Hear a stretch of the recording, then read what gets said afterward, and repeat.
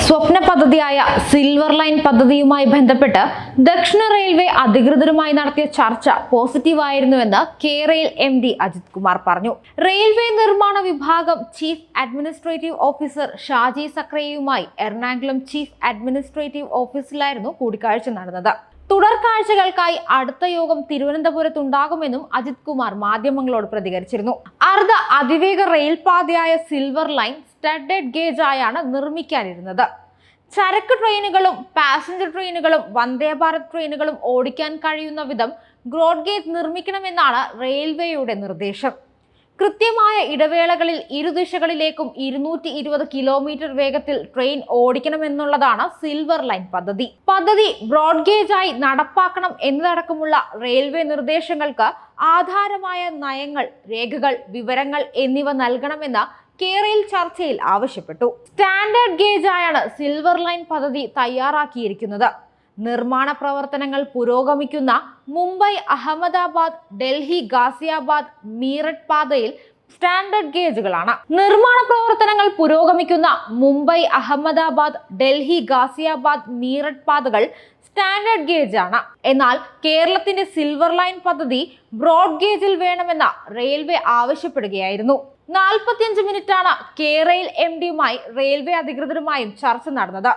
ഇപ്പോൾ നടന്നത് പ്രാഥമിക ചർച്ചയായിരുന്നുവെന്ന് അജിത് കുമാർ പ്രതികരിച്ചു. റെയിൽവേ മുന്നോട്ട് വച്ചിരിക്കുന്ന DPRുമായി ബന്ധപ്പെട്ട് തുടർ ചർച്ചകൾക്ക് കേരയിൽ തയ്യാറാകുന്നുവെന്നാണ് റിപ്പോർട്ടുകൾ. തിരുവനന്തപുരം മുതൽ കാസർഗോഡ് വരെ സിൽവർ ലൈൻ ട്രെയിനുകൾ മാത്രം ഓടുന്ന പാതയാണ് സംസ്ഥാന സർക്കാർ പദ്ധതിയിട്ടിരിക്കുന്നത്. എന്നാൽ മറ്റു വേഗമേറിയ ട്രെയിനുകളും ചരക്ക് ഗതാഗതവും സാധ്യമാകുന്ന ലൈനാകണമെന്നാണ് റെയിൽവേയുടെ നിർദ്ദേശം. അതേസമയം അടിസ്ഥാന സൗകര്യ വികസനത്തിനു പുറമെ സിൽവർ ലൈൻ പദ്ധതി പോലുള്ളവയും ഏറ്റെടുക്കണമെന്ന് മുഖ്യമന്ത്രി പിണറായി വിജയൻ കഴിഞ്ഞ ദിവസം പറഞ്ഞിരുന്നു. സിൽവർ ലൈൻ പദ്ധതി ഭാവി കേരളത്തിനുള്ള ഈടുവയ്പാണെന്നാണ് മുഖ്യമന്ത്രിയുടെ വാക്കുകൾ. വിഴിഞ്ഞം തുറമുഖത്തിന് കൂടി ഗുണകരമാകുന്ന തിരുവനന്തപുരത്തെ റിംഗ് റോഡ്, കൊച്ചി കോയമ്പത്തൂർ വ്യവസായ ഇടനാഴി, പാലക്കാട് വ്യാവസായിക സ്മാർട്ട് സിറ്റി, ദേശീയപാതയുമായി കൂട്ടിച്ചേർക്കുന്ന IT കോറിഡോർ, കേന്ദ്ര സർക്കാരിന്റെ പരിഗണനയിലുള്ള സിൽവർ ലൈൻ പദ്ധതിയുമെല്ലാം ഭാവി കേരളത്തിനുള്ള ഈടുവയ്പുകളാണെന്ന് മുഖ്യമന്ത്രി പിണറായി വിജയൻ പറഞ്ഞിരുന്നു. ഗതാഗത രംഗത്തടക്കം ഏറ്റവും സുസ്ഥിരവും മലിനീകരണം കുറഞ്ഞതും പ്രകൃതി സൗഹൃദപരവുമായ വികസന മാതൃകകളാണ് നാം പിൻപറ്റാനൊരുങ്ങുന്നത്. അത്തരമൊരു ഘട്ടത്തിൽ പോലും വസ്തുതാവിരുദ്ധമായും അശാസ്ത്രീയവുമായ ആക്ഷേപങ്ങൾ ഉന്നയിച്ച് ഇത് തടയാൻ ചിലർ ശ്രമിക്കുന്നു. അത് നമ്മുടെ നാടിനും ഭാവി തലമുറയ്ക്കും ഗുണകരമല്ല. പ്രകൃതി സൗഹൃദ നിർമ്മാണ പ്രവർത്തനങ്ങൾ എന്നുവെച്ചാൽ വികസനത്തെ പൂർണ്ണമായും പുറത്തു നിർത്തിക്കൊണ്ടുള്ള മുന്നേറ്റമല്ലെന്ന് എല്ലാവരും മനസ്സിലാക്കണം.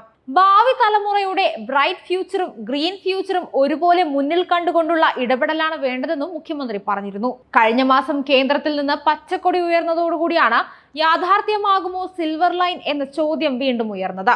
സാങ്കേതിക തടസ്സങ്ങളും പാരിസ്ഥിതിക പ്രശ്നങ്ങളും പരിഹരിക്കുന്ന പക്ഷം സിൽവർ ലൈൻ പദ്ധതി നടപ്പാക്കാൻ കേന്ദ്രം തയ്യാറാണെന്ന് റെയിൽവേ മന്ത്രി അശ്വിനി വൈഷ്ണവിന്റെ പ്രസ്താവനയോടെ കേരളത്തിൽ കേരളിനെയും സിൽവർ ലൈനെയും കുറിച്ചുള്ള ചർച്ചകൾ ഒരു ഇടവേളയ്ക്ക് ശേഷം വീണ്ടും സജീവമാവുകയായിരുന്നു.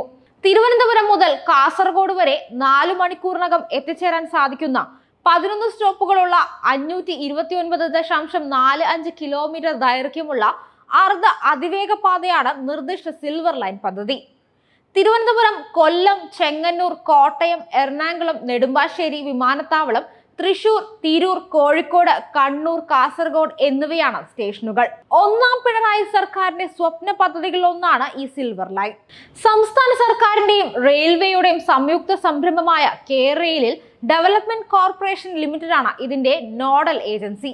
63,941 കോടി രൂപയാണ് പദ്ധതിക്കായി സർക്കാർ കണക്കാക്കിയിരിക്കുന്നത്. ഇടുക്കി, വയനാട്, പാലക്കാട് ഒഴികെയുള്ള ജില്ലകളിലൂടെയാണ് നിർദ്ദിഷ്ട സിൽവർ ലൈൻ പാത കടന്നുപോകുന്നത്.